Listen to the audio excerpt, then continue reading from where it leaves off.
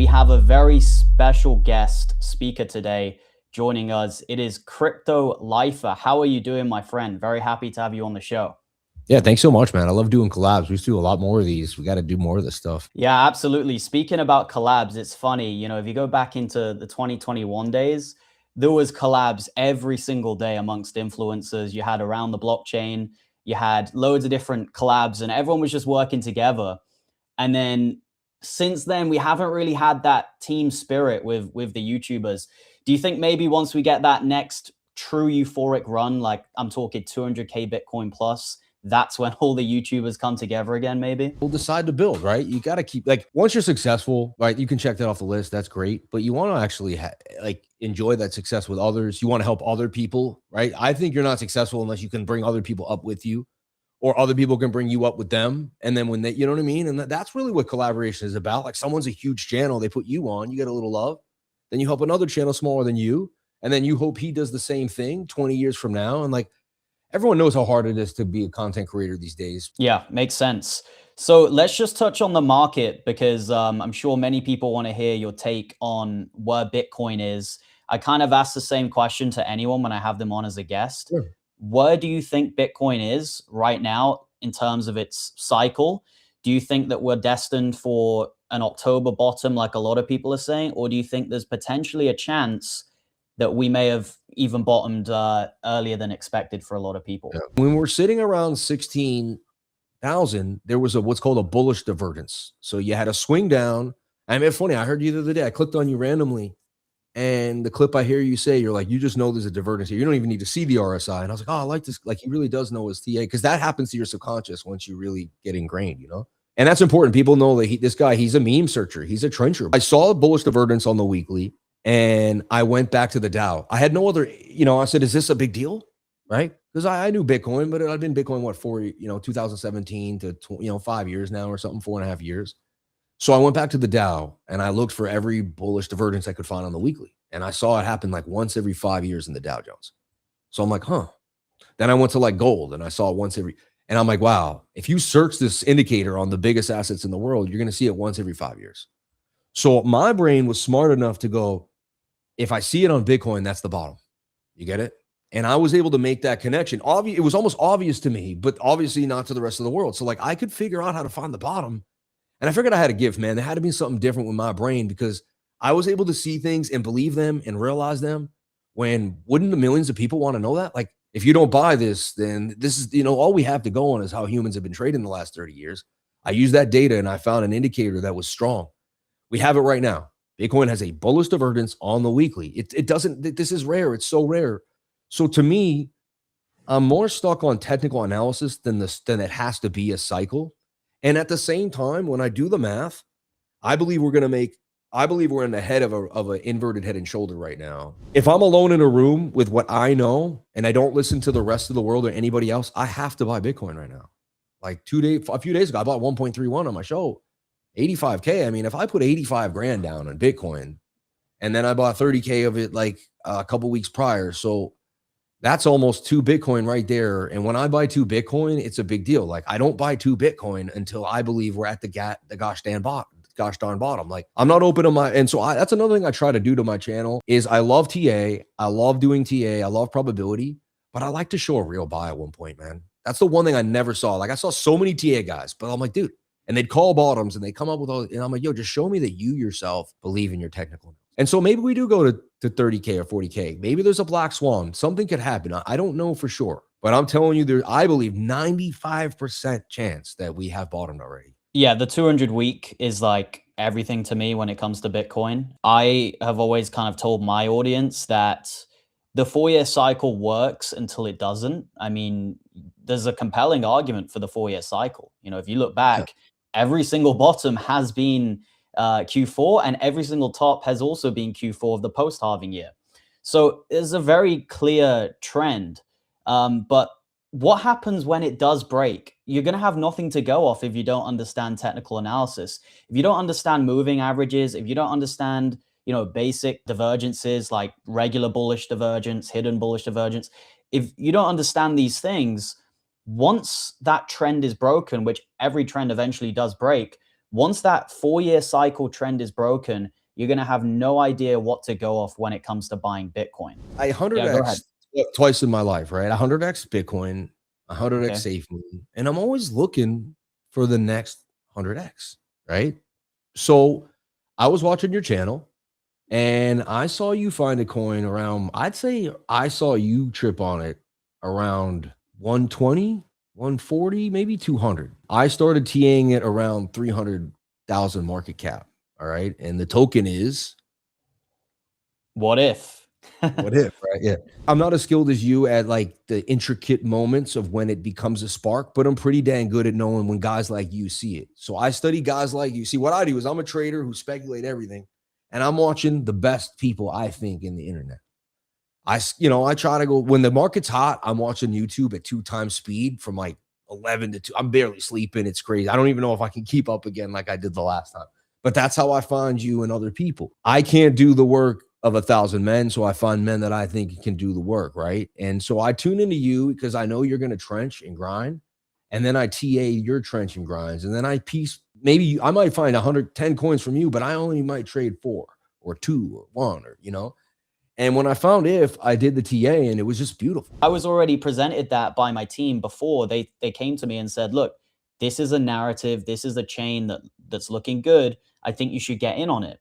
Now, I was already super busy at the time. I was looking into the macro. I was looking at Bitcoin, and focusing on kind of the more utility. And then I saw the opportunity with the chain, and then I went and did some trenching, some deep dive in, looking into the wallets. It's not an animal. It's what if. And everyone knows what if. Anything could happen. As corny as that is and cliche it is, it actually is the thing, though. See, it's the idea that it can do anything. And you can make joke. What if everyone, how many times does someone come to my channel and say, what if you show this coin? What if you talk about it? And it's that joke never gets old. It keeps going. And it's a way to keep the coin alive. The way I see Cash Cat is that it's almost like the Doge of Robinhood chain, and then what if is like the SHIB, like both of them can work together. They're going to be the two top dogs in my opinion. But yeah, like Cash Cat's looking good. I think that will go way higher. We're good, but you're the best probably. So what do you look for? Like, could you give us some gems? Like, I'm searching a meme. Could you drop a little bit of clues, not give us all your sauce, but like, how, if I'm new to this and I'm looking, like, how can I avoid some like major disasters here? Is there anything I can see? Are you looking at wallets? People who say the charts don't work on memes, they haven't got a clue what they're talking about.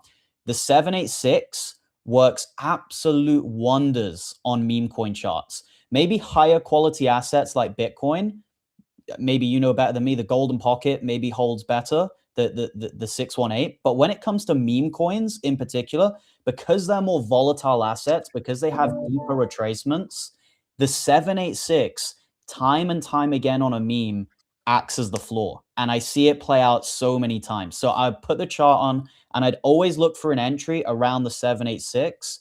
That would always be a potential entry point. And also I want to see, does it survive the first correction? So I know whales who will sometimes even trigger a shakeout on the chart.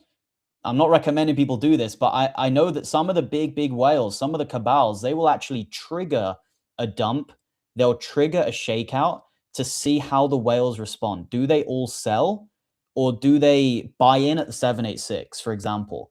With this one in particular, you can see that there was a shakeout that occurred. I mean, if the top wallets have, 50%, 40% of the supply, anything like that, there's no chance I would buy it. How much does this have right now? How much does this top wallet have? You can go look at the holders and you want to make sure that, number one, the top holders don't have a crazy amount. The other thing is bundled wallets. Nowadays, they know how to bundle wallets so that the top holders can look okay. So it's not just the top holders now, Lifer. Like back in the day, it was just check the top 10 wallets. Is it all good? Now, people will bundle the wallets. So they'll send money from one to the other. And you got like 10 wallets all connected to the same guy. It's even more in depth now. Luckily, we have AI tools to look into it. People can go ahead and find that for themselves. It's pretty, straightforward once you know where to look. But Dex Screener has all this stuff integrated now. So Swappy is one of those kind of smaller cap plays on the Robinhood chain. It is one of the smaller cap plays, I would say, that has some potential promise.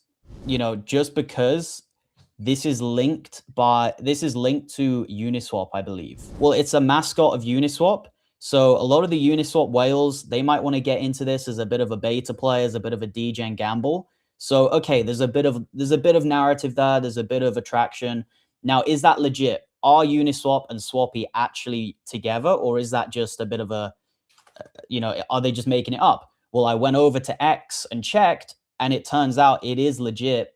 These are actually, you know, together, because Uniswap literally hinted at Swappy on a tutorial video that they did. They literally had Swappy at the top bar. I wouldn't put it on the same level as What If, but it's a good, maybe, you know, short-term play, get some quick gains in it. Maybe it runs up 10, 20, 30 million. You can rotate back into What If. That's kind of the way I would treat it. But yeah, What If for me is the king when it comes to the Robinhood chain. And, you know, in my opinion, there's nothing close. You know, we had all these chains. It was like the underground music was supposed to blow up, but then it was the token. It was like the bigger commercial, right? You know what I mean? So like we were all watching all these little DeFi and we're thinking it's Arbitrum, Solana, you know, Optimism, all this stuff. And boom, it's the Robinhood chain, right? It was the commercialized chain, the one that we kind of demonized at the beginning, that came in to tokenize, and it realizes it does work better. It does work better this way, where a commercialized known product brings people to crypto. Crypto can't go the other way.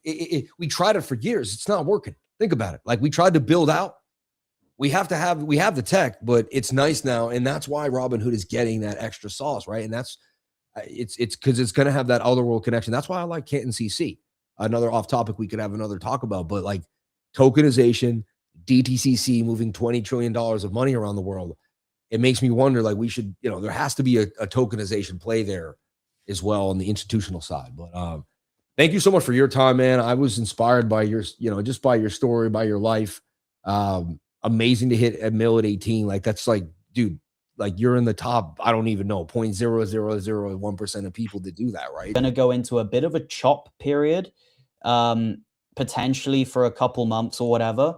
And then once everyone realizes that the bull run is back on, or maybe not back on, but a new bull run has began, a new bull phase, I think everyone's going to FOMO into the hottest narrative, and that will be Robinhood chain. It will have the best potential out of all the narratives. And I think you will see a massive spike on Ethereum relative to Bitcoin. I think you'll see Uniswap run a lot. I think even Arbitrum will run. And the top meme coins on Robinhood chain, I see hitting billions. So Cash Cat, that could be a 10 billion, $20 billion hitter. What If, that could hit $1 billion. But you've got to zoom out, guys. Like everyone just looks at the 1 hour chart and they're like, oh my God, it's only at 9 million now. It was at 40 million last week or whatever. Guys, you've got to zoom out. Like, how long does it take most meme coins to hit $1 billion? It takes 6 to 12 months, maybe over a year with some of them, right? So we can maybe redo a collab maybe in 6 months or 12 months and just see how accurate we were with this Robinhood chain. But I'm expecting very big things with it in the next 6 to 12 months.